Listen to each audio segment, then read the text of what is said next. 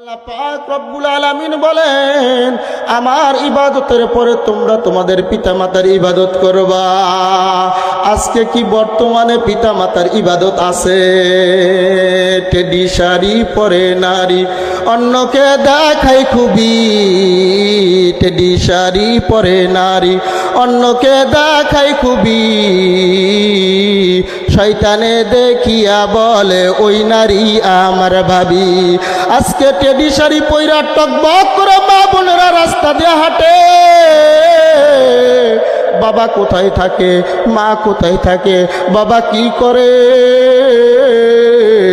বাবা কি খাইলো না খাইলো, বাবার কি প্রয়োজন, আমরা কিন্তু এটা খেয়াল করি না।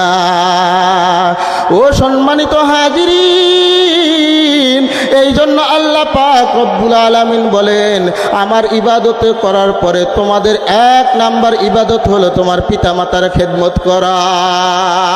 যদি তোমরা পিতামাতাকে খেদমত করো বাবা, আল্লাহ পাক রব্বুল আলামিন বলেন, ওই ব্যক্তির জন্য আমি আল্লাহ পাক রব্বুল আলামিন জান্নাত নামে দৌলত ওয়াজিব করে দিব।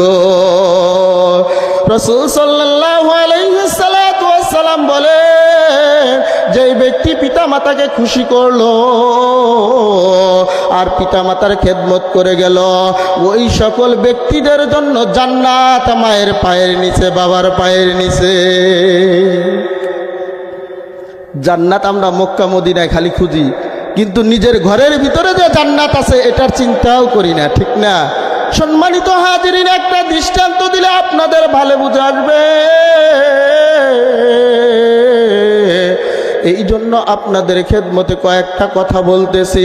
সম্মানিত হাজিরিন, আল্লাহ পাক রব্বুল আলামিন বলতেছেন, ও মুসলমান জাত, ও আমার আহলে বাইত, ও আমার মহব্বতের মানুষ, ও আশিকি জাকিরিন, তোমরা যদি জান্নাত খুঁজতে চাও, জান্নাতকে পেতে চাও, তাহলে তোমাদের বাড়িতে বৃদ্ধ বাবাজি,